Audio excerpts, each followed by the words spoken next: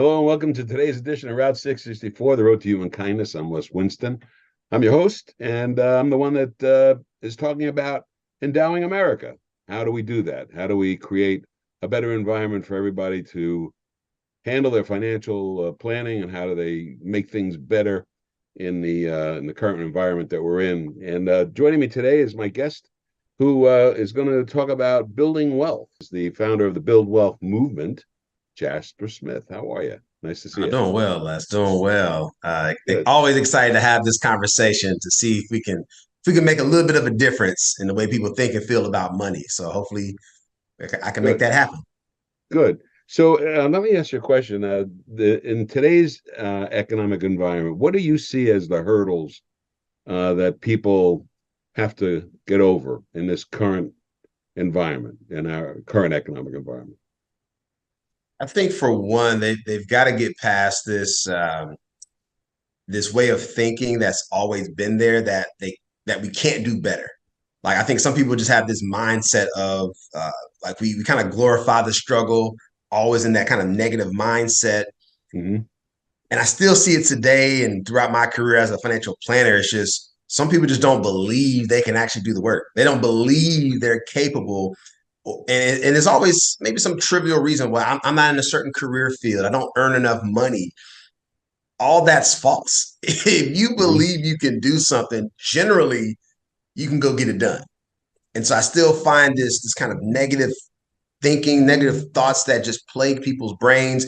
And then you consume a lot of media that reinforces this struggle. So you never really see this positive light that's like, maybe it's right here in the corner. It's this little positivity that's right here. You just keep missing it because of the way you're thinking and conducting yourself. So what do you do? What do you recommend that people do to focus themselves on that little piece of potential goodness there? Yeah. I think it's have like one or two things you want to do, like Hmm. one or two. Like I've always got a list. You've got a list. Everybody's got a list of things Yeah. they want to get done. Hmm. And here we are, kind of towards the end of the year. And when you look back, well, how much did you get done? And not very much if you were overly consumed with the list of 1,000 things versus I had one or two things I wanted to work on. Did I make any progress towards those two things? And I make it sound very easy, Les. I mean, this is years of No, it's not training easy. and, but Yeah. I've listened to my elders speak about like wealth building and feeling kind of that financial peace of mind. And they were like, if people could just take that baby step, if we Hmm. can just do that, we probably will start to see the progress we're dreaming about, we're fantasizing about, but we got to be willing. And I say that intentionally, we got to be willing to take that baby step. So how do you help people do that? I mean, a lot of people don't know what the baby step is. How do you get them to understand what baby step and what is that baby step? What would you say is the first baby step? I mean, uh, how do That's they a become? How do they start building wealth? Get on their feet and start making baby steps to building wealth. Yeah. I asked them one question: Was where does it hurt, or what's keeping you up at night?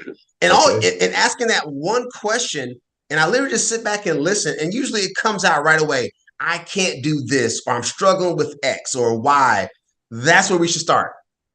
I don't Okay. care what some expert says to you. And I think part of it is we don't have a relationship with financial experts. And so I find myself, even in my own career, people who ask me questions and then I don't get the answer or they don't follow through. So I'm always concerned about, are you doing this alone? And if so, I would recommend you seek out some help and or assistance. Everybody needs some help, myself included. I don't do what I do by myself. But if I can answer that question, what's keeping you up at night, honestly, truthfully, that's where it begins. And if somebody can't be that honest with themselves, nothing I can say, nothing I present, nothing you see on social media, it's not going to help because until you can tell me what the problem is, I cannot help you. I'm like a doctor. You walk into the doctor, hey, I got this itch, I Hmm. got this rash. They take a look, they ask you questions, and then there's a diagnosis. I take the same approach with financial planning or coaching or consulting. It's how did we get here today, and tell me where it hurts. And then I start going through my list of sounds like it could be, maybe it's this. Have you thought about? And before you know it, we got an answer.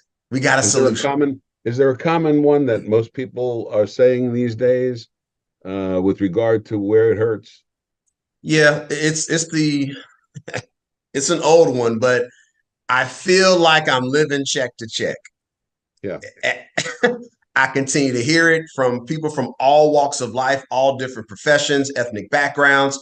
You feel this way because you just never taken the time to look at your numbers.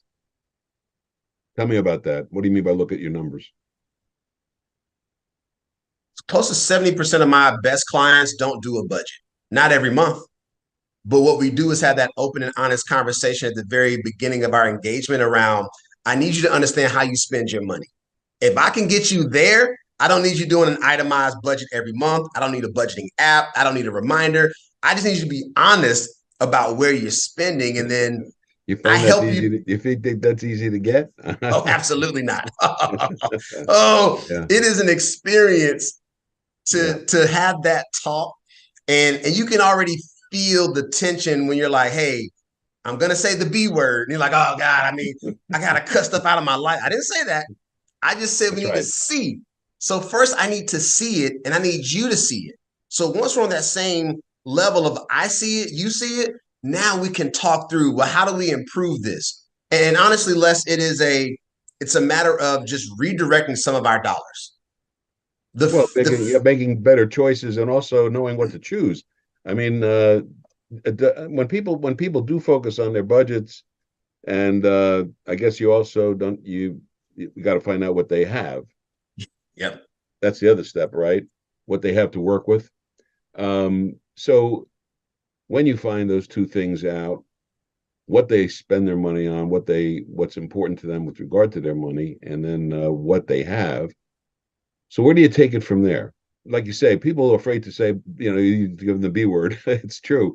I'm not telling you where I spend my money. I spend my money. Things I don't want my wife to know where I spend it. My husband, the wife doesn't want the husband to know where she spends the money from, or they're totally out of touch with what they're actually spending. That's one of the things you find that as well, that people are Absolutely. actually Yeah. out of touch with what it is that they spend.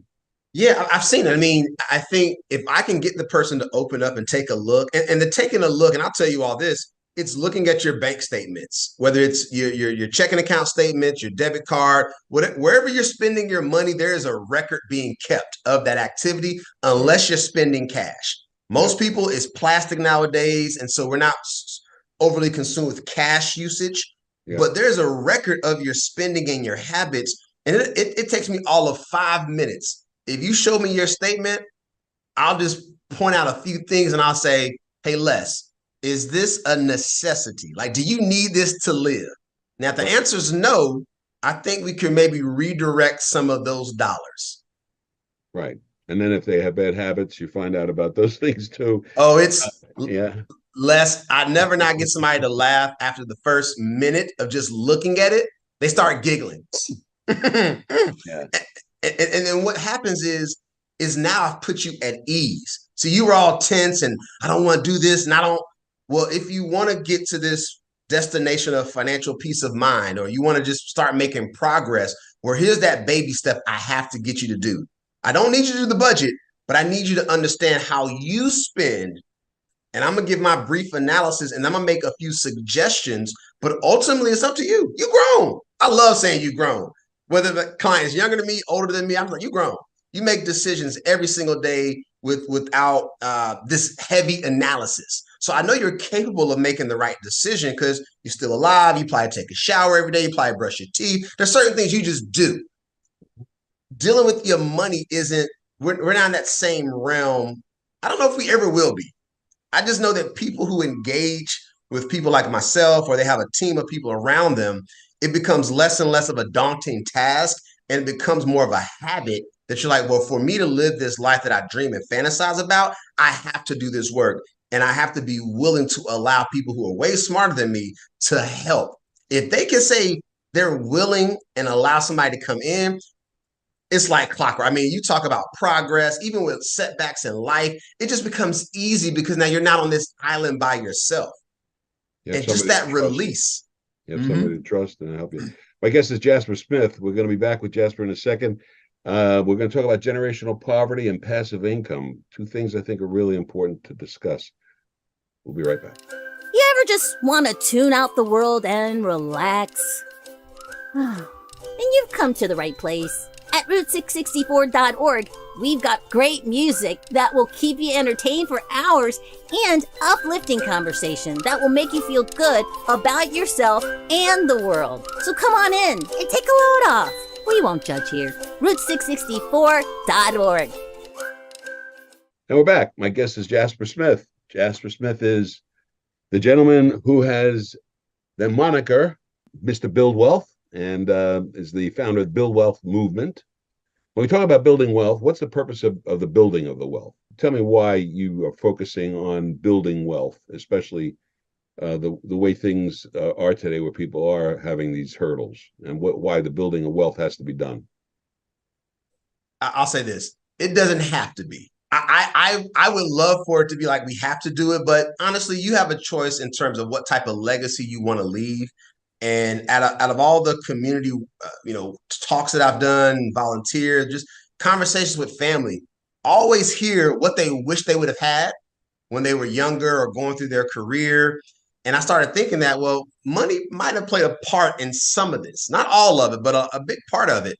And so for the person who says, I really want to ensure that generations from now will benefit from the work I'm doing today, like if I hear that, doing financial planning is easy.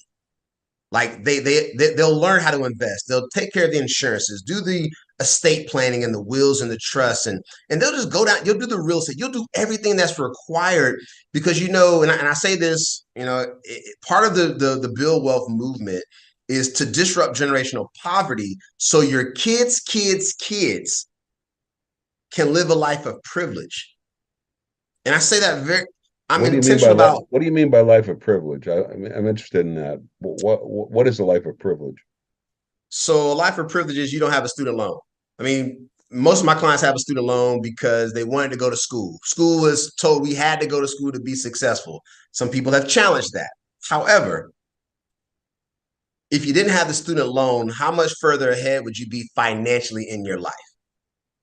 And I want somebody to really sit on that. If you didn't have that undergraduate student loan, the graduate degree, and we know there's funding out there, we know making good grades, but some people just didn't have that opportunity. So the student loan was the only option. But what if, this is how I get people to think, what if that wasn't an option for the next 3 or 4 generations of kids that are produced in your family? And they could just go to school, have their books, have an enjoyable experience, don't have to work. They can really learn and figure out who you are. Like I think going to school for some people was a job. I had to work and I had to go to school versus I was blessed enough to have, some scholarships, athletic and academic. So I wasn't worried about my books. I could just go to class. You weren't worried about the cost of it. So you were able to do things more freely.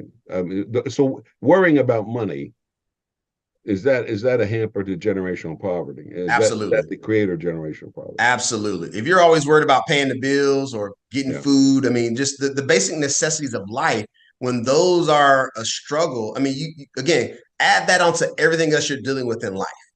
And now you have some basic necessities that, well, they should be basic and basics for everybody. That's not everybody's reality. Do you have a place to sleep? Yeah, well, that's a big thing. Yeah, a place to sleep, a roof over your head, and what you need to be able to pay for your food and clothing and whatever it is. Yeah, but work is a very important part of that. Obviously, what you're doing for a living, and being able to earn what's necessary in order to create the wealth. But ultimately, are you looking to create passive income? Would you say that is equivalent to life of privilege in a sense? Absolutely. You can only work so many hours in the day. You have to invest, whether that's in the markets, whether that is in a business or businesses, whether that's in real estate. I mean, the wealthiest people, they have maybe they have a title, they have a job, You could be a corporate warrior, you could be an entrepreneur, but you having some ownership in something that can produce income that doesn't require you to do anything is an obsession for a lot of people who are very wealthy. For those who isn't it important for people who aren't very wealthy? I would say it is, but then with a caveat. It is important, but then when you share with them what is required, then you see who's really, I would say, who is willing to do what it takes. And there are people who we can always make the excuse as to why we can't do something. I'm an optimist by nature. I want to know what is possible with where I'm at right now. And some people just aren't that optimistic about their outlook. And so that's another whole conversation. But if you can say, like, what are you willing to do? Again, we all dream and fantasize about being a winner, being on top, being rich and wealthy. Nobody dreams about being poor and struggling. It may be our reality, but if you have those dreams and aspirations of doing better, it's a tough assignment for a lot of people. But can you look yourself in the mirror and tell yourself, I've given it my best shot? If the answer is yes, you're probably going to be moving in the right direction. But if you honestly can't look yourself in the mirror and say to yourself that you haven't done all that you could, that's one of the reasons you're in this situation. Again, I'm always using these I have a generalities, but the government is saying to you, you must contribute to Social Security. Yeah, you have to pay that tax. They made it mandatory. Do you think it should be mandatory for people to actually be required to put aside money that would be sufficient to give them the passive income that they need later in life? Do you think that should be optional or it should be mandatory? Ooh,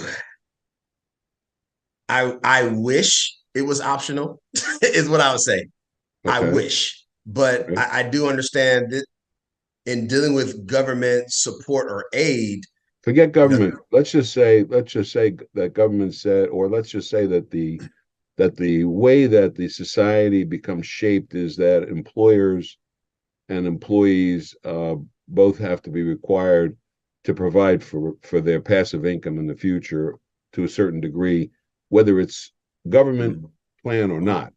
Yeah, I mean, like a 401k or having an IRA, and those things are all great ways to accumulate wealth, obviously. And I'm sure that's part of your recommendations for people to use those. But are they enough? No, they're not enough. and they're not enough from the standpoint of there are limits with most of those, we'll call them qualified retirement plans. They're limits. And so I think as a government, as industry has changed, I mean, even from the standpoint of companies used to provide pension plans, and then pension plans were everywhere. Right. And then they slowly said, you know what? We need the responsibility to be more on the employees to care about their future. The company's already paying them a wage and benefits, but this retirement piece, it is important, but it's not the company or the government's sole responsibility. So even in that example, there's still this, if you can hear, there's still this collection of people or entities that are going to be required for you to do all these magical things.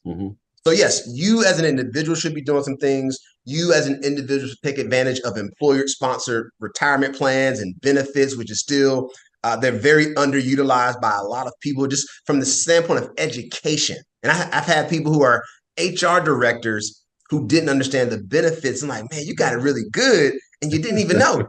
Like, you have it really good and you didn't sign up for this. Yeah. So it's like you didn't know how good it was. Yeah, you did. Yeah. I mean, I have tons of clients where I do a benefit review just so they know what they have. And so even if you missed out during enrollment, which is usually during the fall, like, at least take your time to read through so you'll know, hey, as life changes, so should your plan. So every year, when I just did my benefits a couple weeks ago, I have a wife now and a daughter. So every year I reassess, which health plan do we really need?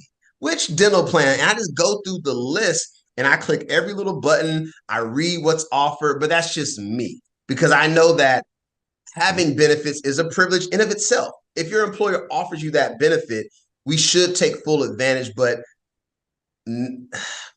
6 out of 10 people are not taking full advantage of the benefits that they're entitled to. And that's what scares me, Les. It's right there for the taking. My guest is Jasper Smith, Mr. Build Wealth. And I will be right back. We're going to have a brief word about a radio station that plays the greatest music and has the greatest talk shows on the planet. We've got best-selling authors. You are going to start to uncover all the layers that are covering your genius. And some of the world's top leadership experts. We have structured a mastermind program that is very unusual and it is very powerful. Robin Sharma at noon. Your creativity will soar, your productivity will be epic, your impact will be legendary, you will be the best in the business, and you will not only achieve remarkable things, but you're going to feel sunsets. You'll feel a connection to people. You'll feel for what's going on in the world, and that will make you a world changer in your own unique way. Robin Sharma at noon at 4 p.m. It's a Blaine Bartlett exploration of what it takes to be a highly effective leader in today's fast-changing environment. Best-selling author, executive, and leadership coach. And if you've been liking what you've been listening to on these Soul of Business podcasts, how does one become a leader that can keep connection to the soul of business? Blaine Bartlett at 4 p.m. Look forward to seeing you there. At Route664.org. This is Route 664 Radio. Hey America, it's your friend Charity here. We need to talk. You probably recently heard my wacky scientist friend tell you all about our brand new formula, 664 equals E squared. Listen, as quirky as it may sound, this stuff actually works. Do you know why? It's math, because 664 is the road to human kindness. It's the power of love squared. That's because through 664, you financially endow yourself and the cause that matters most to you for years to come. To learn more about what 664 E squared means, visit socialsecharity.org. Remember, 664 is the power of human kindness squared. So whether somebody makes $50,000 a year or $200,000, a lot of people are struggling. So what does living check to check really mean? Essentially, most people get paid every 2 weeks. So if you were to miss paychecks for an entire month, could you pay your bills? Meaning you can't borrow any money from a friend or family member, you can't borrow money or use your credit cards, and you can't take out a loan. So if you had to go a month, could you pay your bills? If not, that means you are living check to check. So how do we get around that? We have to commit to the budget. And we're back. I'm back with Jasper Smith. Jasper, thank you for joining today on Route 664, the Road to Human Kindness. And we're talking about building wealth. We've talked about the importance of building passive income and other things that go along with that. And we were touching a little bit about, I think, financial, how much people really know about financial planning, how much people actually know about this stuff. What do you think? What's the barrier? What's the barrier to people understanding? Is it the complexity? To some degree, it's the complexity, but it's also we're not seeking out the experts. And let me give you a good example, Les. If your tooth started hurting right now, your tooth, something in your mouth, you generally don't try to self-diagnose. You call a dentist. And that's whether you got dental coverage or not. A dentist is who you need, because when something in your mouth isn't right, you go to the expert. Like, that. If you get into a legal issue, you're always going to think about an attorney. A tax issue, you're calling an accountant, a CPA, an enrolled agent. Like, you know exactly where to go. So here comes financial planning. We're not on that same playing field. We're not on that same platform. We're a lot lower because as technology has advanced, you now feel like, well, Jasper, I don't need you. I can go online. I can watch a YouTube video. There's all these other resources that can help you to maybe diagnose your issue. But honestly, it's a one-way, it's not even a discussion. You're just listening to something that may or may not be what you have or need to do. And then you may act on that information without ever checking with an expert. But if you're reacting to commercials, obviously, or you're reacting to input that you're getting that can, in some ways, be confusing because it may not be on point and you don't know what else is available. So it's like, if you don't know everything that's available to solve the problem, then you're taking a piece that somebody's telling you solves your problem, but not necessarily it. So how do you get past that? How do you in working with your, I assume you're working with clients, right? And people can work with you if they want to build wealth. Absolutely. That's what you do. Yes, That's sir. your, Yes, sir. so what do you call yourself actually? So I'll say I'm a financial planner. Right. To some others, I'm their financial therapist. To others, I'm a Okay. coach. I'm a Okay. consultant. I'll Okay. be the guy that's going to help you to move forward on your financial planning journey. The titles, we get confused because our industry, and we take the blame for this, the industry doesn't do a great job of separating who does what. So if I say wealth manager, when you hear wealth, you tend to think investments only. So you rule out budgeting, debt management, Right. credit, insurance. So certain titles will force the mind to think Jasper can't help me because of that title or the firm you represent. And so having my own company is helpful because now it's like, well, what do you do? Well, let me tell you. I do this. So And the ultimate thing is to build your wealth. it is. It's whether you need a little bit of me or a lot of me, wherever you are in your build wealth journey, how can I help is one question. And the second one is, if I can't help, I'm gonna let you know because you probably will be better served by getting to the person that you need right now. The example is somebody comes to me with a tax issue. Hey, Jasper, I need a CPA. It's tax time. Like, great. Don't do taxes. Let me refer you to an expert. When you finish with them, I'll be waiting for you. But take care, because that was the first issue that they addressed. I need to take care of X. Well, let's get X done. And even if I'm not the guy or the source, let's get X done so then we can get to the remaining parts of your list. And I think over my career, that has served me well as opposed to, well, Jasper, I got a tax problem. Well, Les, I'm a financial planner. I do insurance, investments, retirement. You can be like, he's not listening. He's not listening. So it's taking the time to just listen. What did they say they want and or need? Satisfy those things, they will love you. Love you. I love this story. It's a great story. Thank you very much for joining us, Jasper Smith, on Route 664, the road to human kindness. And part of human kindness is being able to share with others. And you can share with others when you have more than you need. And you can get to more than you need when you use somebody to build your wealth. And that's what Mr. Build Wealth does. Hashtag build wealth. Hashtag is silent. But anyway, thank you very much for joining us on Road to Human Kindness. It's been a treat to talk with you. Take care. Thanks a lot, Les. Hey folks, it's Charity here. 664 equals endowment squared. That means income for you, benefits for all. It's a way to help make the world a better place. Peace through prosperity, prosperity through peace. Join us at socialsecurity.org.